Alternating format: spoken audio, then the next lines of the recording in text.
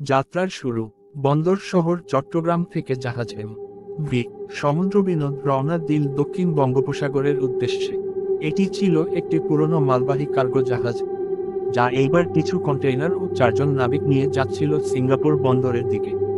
কিন্তু সবচেয়ে অদ্ভুত ছিল, এইবার কোনো যাত্রী বা রসদ ছাড়াই জাহাজটি যাচ্ছিল। জাহাজের ক্যাপ্টেন ছিল প্রবীণ লোক, ক্যাপ্টেন সালেহ।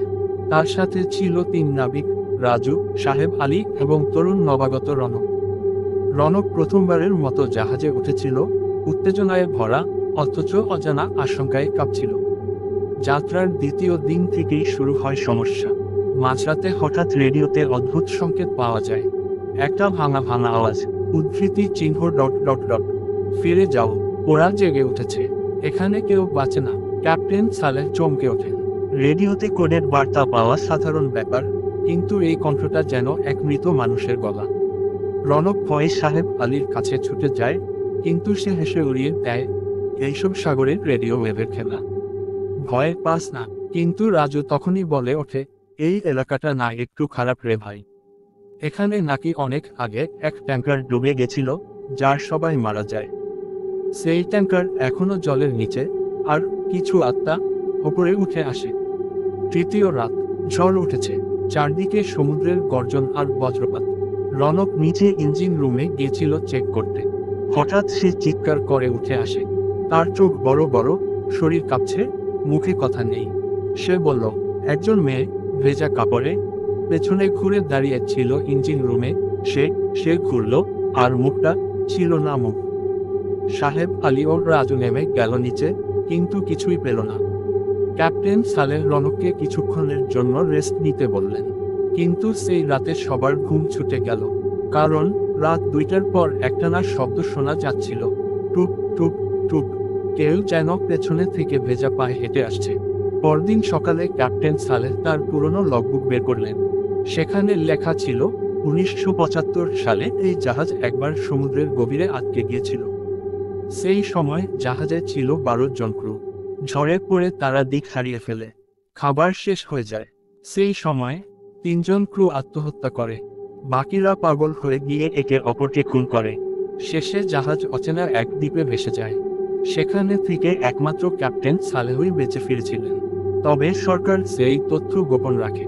এই জাহাজ অভিশপ্ত, রনক, ক্যাপ্টেন বলেন। আমি ভেবেছিলাম পুরনো অন্ধকার কেটে গেছে, কিন্তু তারা ফিরে এসেছে। সেই রাতেই রাজু নিখোঁজ হয়।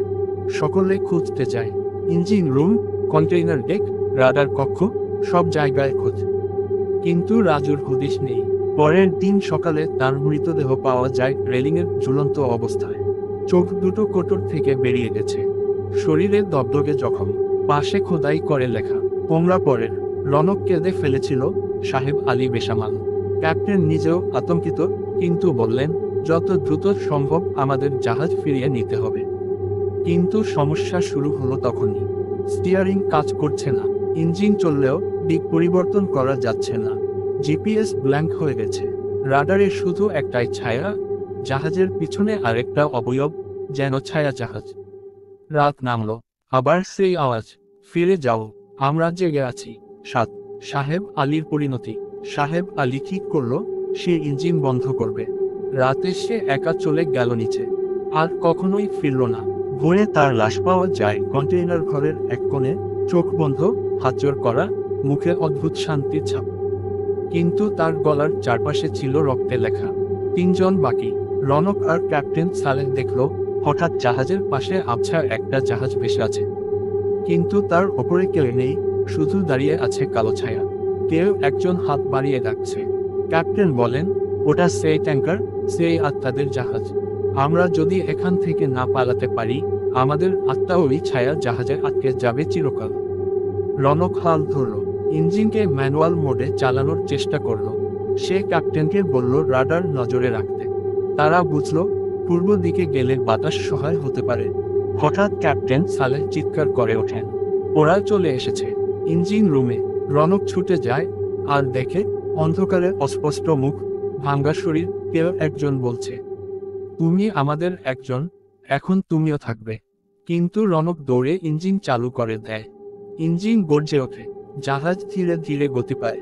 2 দিন পর একটি মাছ ধরার ট্রলার বঙ্গোপসাগরে একটি জাহাজ খুঁজে পায়, যার নাম সমুদ্রবিনোদ। জাহাজ খালি, তবে তার রাডার কক্ষে একটি নোট পাওয়া যায়।